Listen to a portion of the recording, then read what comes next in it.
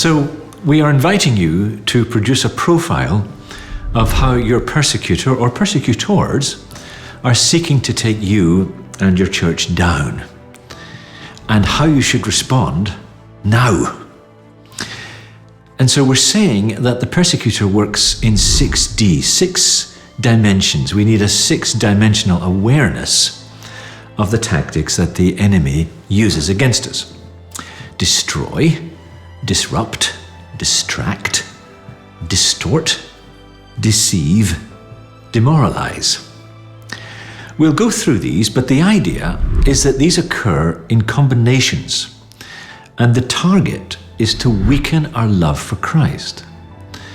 But we have to combine this with an understanding of what makes up a strong church, because the characteristics of a strong church constitutes the enemy's target. And so we also identify the 5 marks of a strong church: know, live, share, show, and transmit.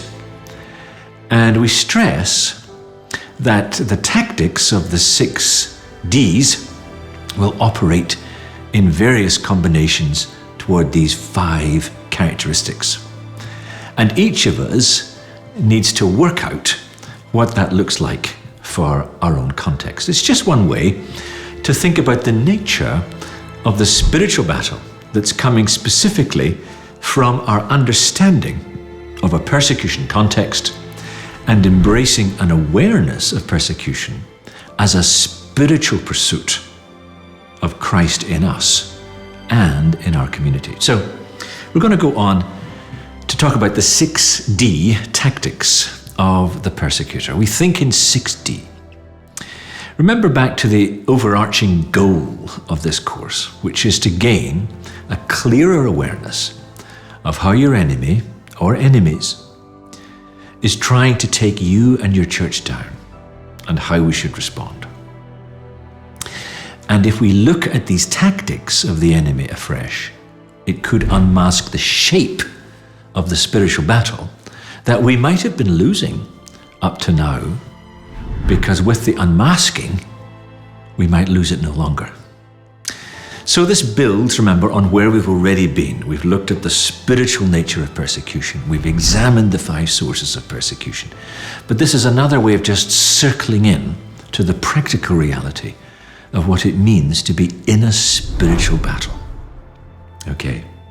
So Brother Andrew, that great servant of the persecuted church, once condensed his entire message over 80 years to these twin truths.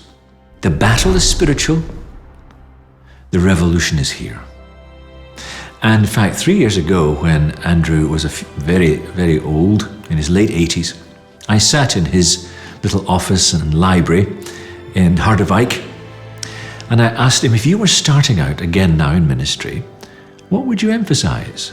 And he didn't hesitate when he replied, I would seek to highlight that the battle is always spiritual at its deepest level.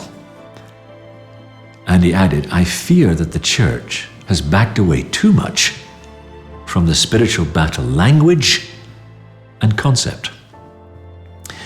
What is the price we're paying for not emphasizing enough the spiritual battle? And he said, well, you forget how bad and clever your enemy really is. And then you just end up losing the battle without even knowing it.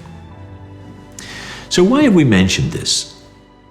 Because it's vital to realize that as we seek to be resilient in the face of persecution, we have to realize that it's always personal.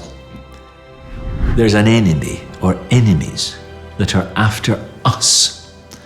And it's absolutely vital to realize they're working primarily at this spiritual level. Their tactics might not appear as purely spiritual. They will come to us in the form of mobs or laws or restrictions or slander, but never forget the source and the need to fight this on its deepest level. And with that reminder then from one of the 20th century's great missionary statesmen, let's conceive the enemy's tactical array in 6 dimensions. And spelling it out like this might be a little tedious, But it does make it clear how comprehensive, how thorough, how determined our enemy actually is.